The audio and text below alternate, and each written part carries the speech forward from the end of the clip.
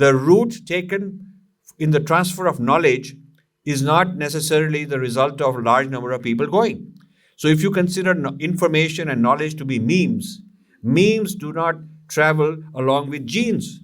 You do not have to have a genetic export in order to have a mimetic export. When my book Snakes in the Ganga came out, Arnab Goswami interviewed me. So it was a good 45 minutes interview, and he wanted to go into the details of what we had discovered. And I was disappointed towards the end by his question, saying, how does it matter if some ignorant people in Harvard are saying all these things about us? We shouldn't care. And if you apply that same logic, when Max Muller came up with his crazy theories, that was also an ignorant person far away, but it did affect us.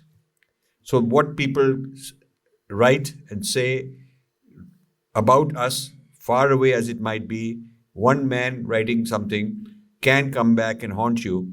The whole Dravidian movement started with one man, Robert Caldwell, a Scottish man. The whole caste thing started with Lord Risley, one man. The whole destruction of Sanskrit and replacement with English started with Lord Macaulay. So, what one man does can affect you, change your life, and this is what we're dealing with. These are the problems we're dealing with today. So I want that our appreciation of history and the importance of correcting history and correcting the new fraud that is being perpetrated today that will affect the future narratives that we'll have to live with, and our children will have to live with, our grandchildren will have to live with, should be a matter of concern, and we cannot be complacent and say, how does it matter? Because what General Bakshi is doing is trying to clean up, counter all the falsehoods that we have allowed, our previous generations have allowed. They did not counter when people like Max Muller did all this stuff, and this went on for several generations. We did not counter it. Our people at that time, the scholars they were complacent. They didn't think it was important enough to worry about it, and look where we are now. So the motives for the Aryan theory need to be understood. It didn't start as an Aryan theory. It started with the European discovery of Sanskrit, and they wanted to have a history of Sanskrit. They discovered that it's the most amazing language in so many ways, and they wanted to take ownership of it, naturally. So the argument started within European communities as to what is the history of Europe in relation to the history of Sanskrit. And there were different schools of thought. Some of them said that this is an Indian thing, that we came to Europe, and the Indians, the present Indians are degenerate form. The pure form is what we got. So there was this kind of out of India theory, which said that the Europeans got the more pristine form and the Indians got sort of degenerated because of whatever happened to them. There was a theory, out of India theory was there, as General Bakshi said, it was there in the early part. And then there was this issue of if we, the Europeans, our ancestors were Sanskrit, and it is far better than any language we have today, then how can we not have the same religious ideas that those people, those rishis have? You cannot love a language and hate its philosophy. And so if you like its philosophy, what about Christianity? So there was this whole debate on the Sanskrit Vedic philosophy versus the Christianity, and there were several scholars in Europe who tried to reconcile them, who tried to say that what this Vedas is saying is actually Christianity only. They tried to make that argument. But that didn't fly. And then it became clear that the Vedic argument, the Vedic metaphysics is closer to the European pagans, and Christianity had killed those pagans, wiped them out, destroyed them, genocided them, and now here comes a language which says that was actually superior. So now if you say that is our ancestral language, how do you deal with that? How do you deal with Christianity, what it has done to all these pagans who were, in fact, polytheistic and similar to the Vedic period? So these debates went on for a long time. And then in the after a few generations of that, then comes Max Muller, who comes up with this race theory that the Europeans took this to India and whatnot. Now, after that, the Dravidian counterpart, because there are two sides of the same coin. If you have Aryans, you have Dravidians, and vice versa. So the Dravidian part, which was started, did not take root in India right away. In fact, it was rejected by most people. They thought this is kind of crazy stuff, Dravidianizing the Tamil language and the South Indian languages. But later on in the 1900s, this became a kind of a fashionable thing. The Dravidianism became politically interesting, politically a kind of an identity engineering technique.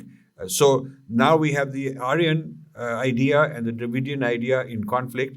And even if one of the problems we have today is, even when we get rid of the Aryan invasion and the Aryan race separation and all that stuff, based on all this logic, all this wonderful work, the Dravidianism is well entrenched.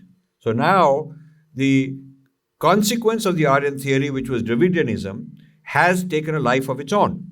So even if you get rid of the Aryan problem, of the Aryan political problem, the Dravidian movement is so solid in Tamil Nadu that it's not something based on logic and science. And you can keep saying that, look, all your ancestors were same as ours.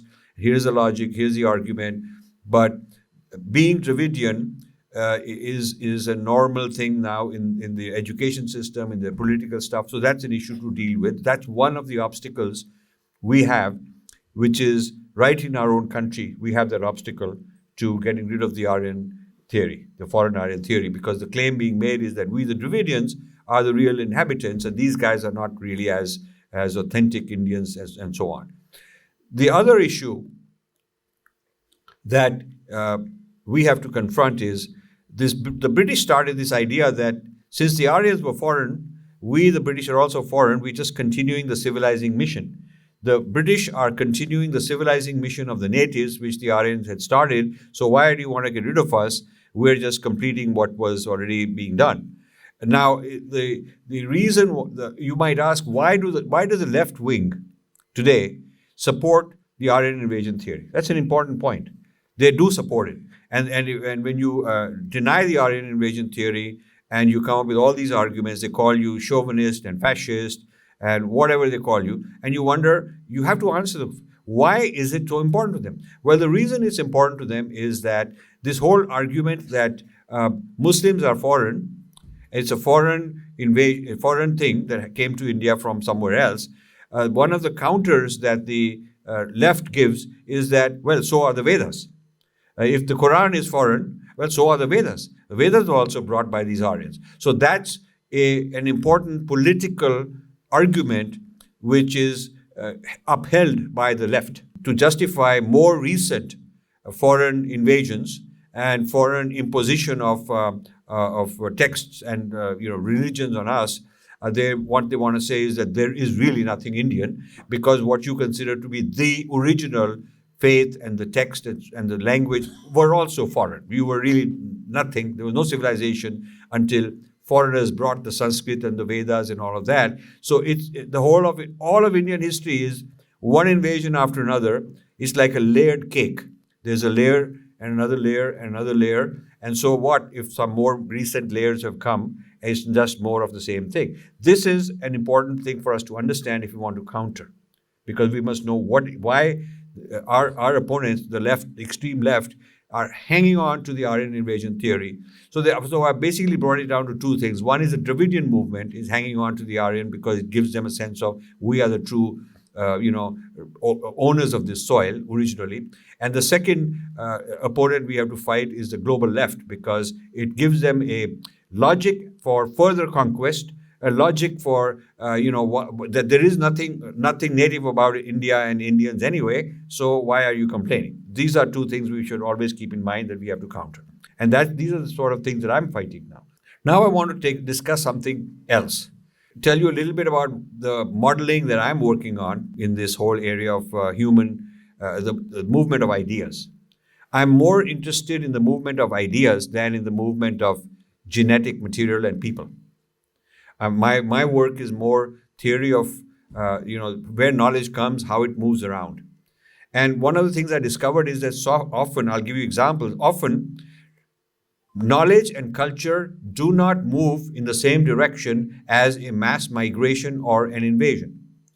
If knowledge moves from point A to point B, it is not because people moved or there was an invasion or privately or peacefully they moved. It has nothing to do with that. I'll give you some examples.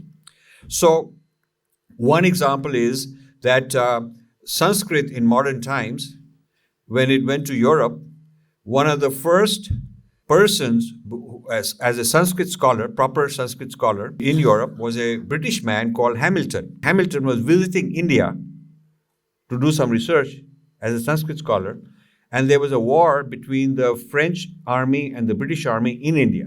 The French and the British were fighting for territory in India, and the French captured this British scholar, did not know he's a scholar, thought he's a soldier, and they made him a prisoner of war, and they sent him to Paris. So this Sanskrit scholar of England ends up in Paris as a prisoner of war, and he's teaching. He's not ill-treated. He's not thrown in some jail or something, but he can't leave the country. So he starts the Sanskrit Academy. And guess who shows up to study under him? People like Friedrich Schlegel, the German. Now that's also an enemy country.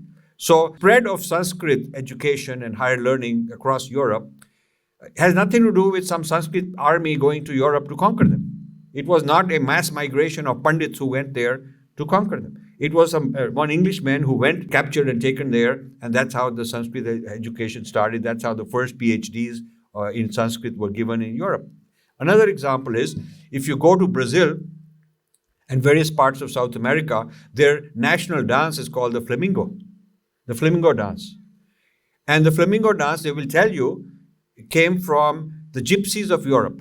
It's an influence of gypsies of Europe because the Portuguese explorers and discoverers, they went to South America, they discovered what became known as Brazil, and they took a lot of culture with them and some dancers and people like that from Europe, and this took root in Brazil and became a very popular Brazilian dance.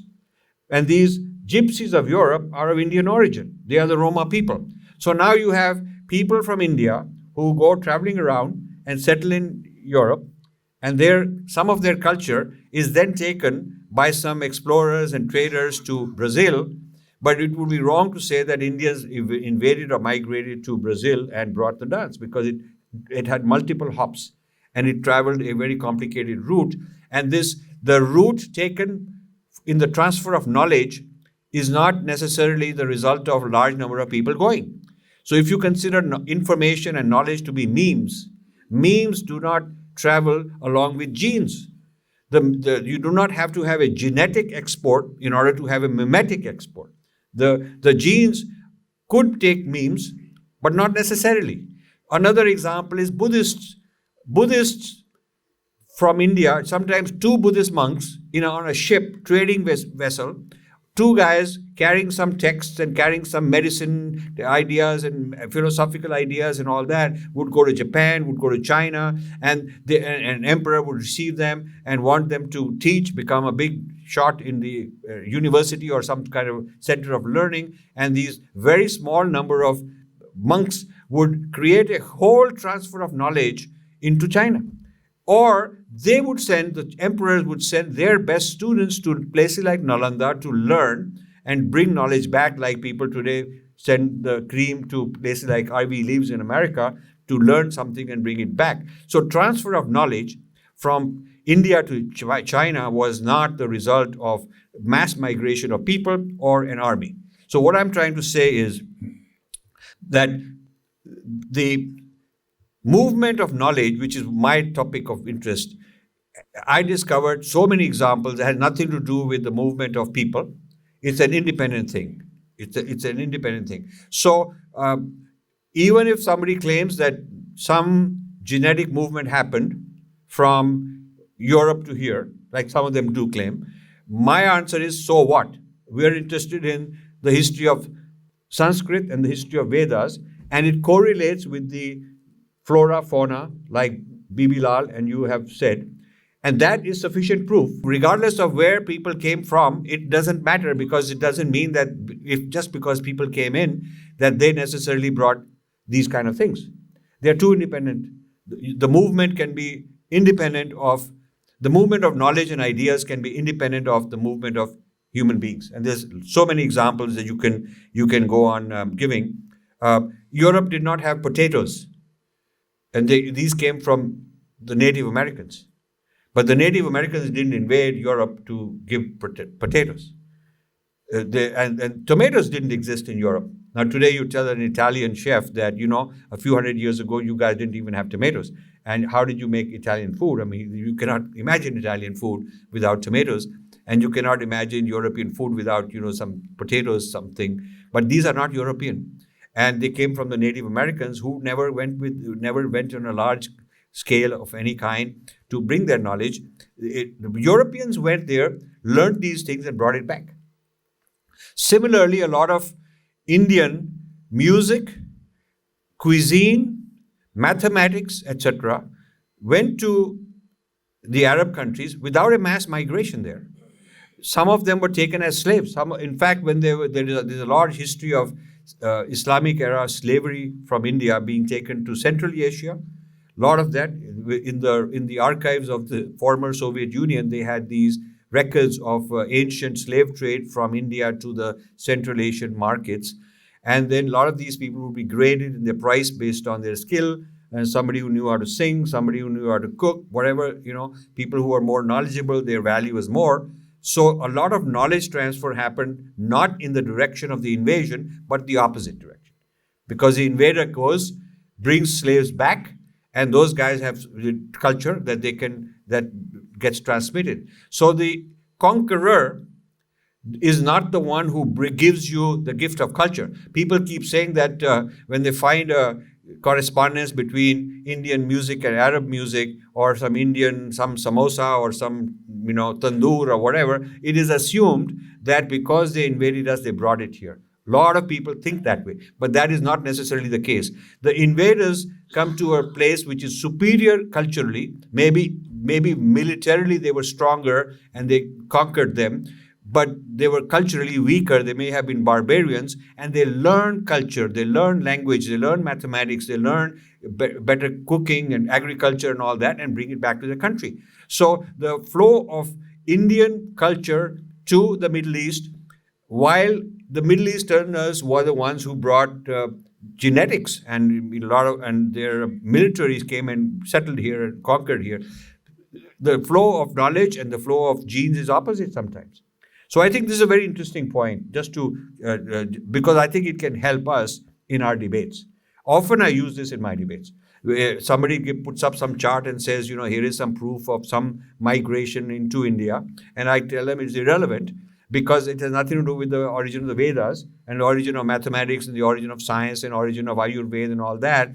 That the way we prove the history of ideas and the transmission of ideas is a whole different methodology, which is what I'm developing. The other thing that I want to point out is continuity of civilization is definitely there for us in our civilization, but continuity does not mean frozen. It does include evolution, change, including digesting ideas from elsewhere, including the digesting ideas and knowledge from elsewhere. In fact, it's a hallmark of a good civilization if it's able to assimilate new ideas from elsewhere, if the framework, if the basic architecture, if the stomach that is digesting is strong enough that it can digest a lot of things. If it rejects other things, if it's closed-minded, if it's frozen, like the Islamic culture is very difficult to digest new things in it because it's not so open. So in our case, Shruti being fixed, long-term, what it is, but Smriti keeps changing. So the whole lot of knowledge as Smritis has been coming. And we have to encourage that. We have to teach our people, okay, now let's figure out how to put artificial intelligence into Sanskrit. We have to do these things.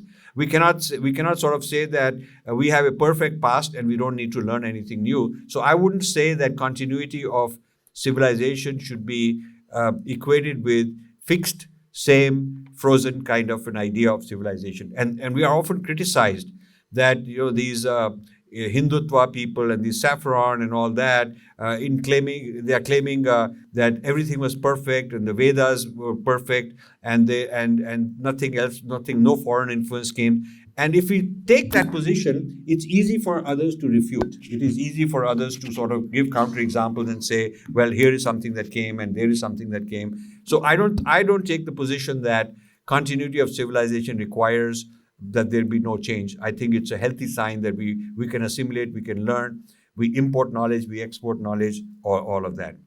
Problem of Western historians in trying to make sense of India comes from their own fixation that nation, which is not the same as Rashtra, nation has to be one race, one language, one religion.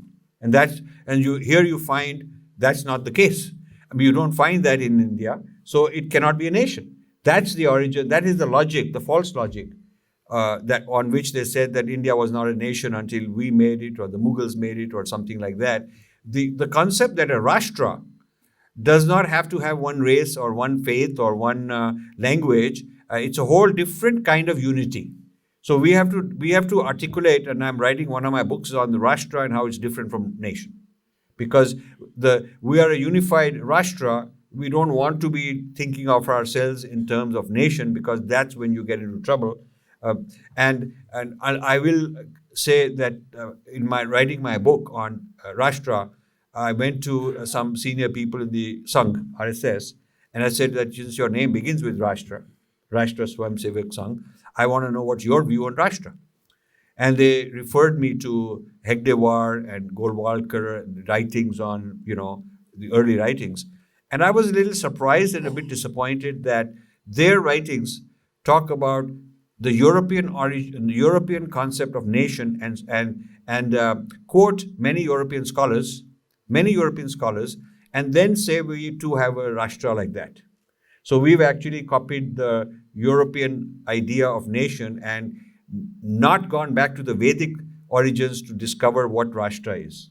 So I've been looking into what do the Vedas have to say on Rashtra, and the Vedas have a few dozen occurrences of the word Rashtra. And that is a very interesting thing. I'm going to put out this whole thing. What is Rashtra, how it's different from nation, and how is Rashtra different from Rajya. In fact, the person we call Rashtrapati should be called Rajyapati, because that is not Rashtra, the head of Rashtra, that is the head of Rajya, the state, head of state. So I'll conclude here. These are just some of my thoughts, because I feel that this war is a 100-year war. We got to keep fighting this. It is not like this is going to be ending because every time a brilliant writer like General Bakshi puts something out, then they will rebuttal it. They will come up with more logic. There'll be more and more ammunition coming from their side. So we have to keep doing this work and keep training young people to continue more research, more ideas. And what is brilliant about General Bakshi is he works with multidisciplinary experts, whether they're linguists, whether they're genetic people, whether they're archaeologists, whatever, art historians. And that is how we have to break the back of the opposing side, because they're stuck with a model which says that the home has to be some place from where there is a mass migration.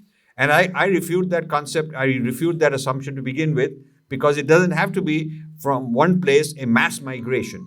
And it could be more complex network of travel of ideas in many different ways. So thank you very much, General Bakshi, and Shri Maniji for all your great work, and to Garuda for publishing an amazing book. I recommend all of you should get a copy, buy a copy. I was given my copy last night, and believe me, I spent many hours overnight, went through the whole thing, 200 some pages. I read the whole thing. I mean, I didn't read as slowly and carefully as I want to now read, but I went through the whole thing. And what an amazing collection of information and facts in many domains of knowledge, many disciplines, all put together into a story. I really wish somebody would make a movie on this. Thank you very much.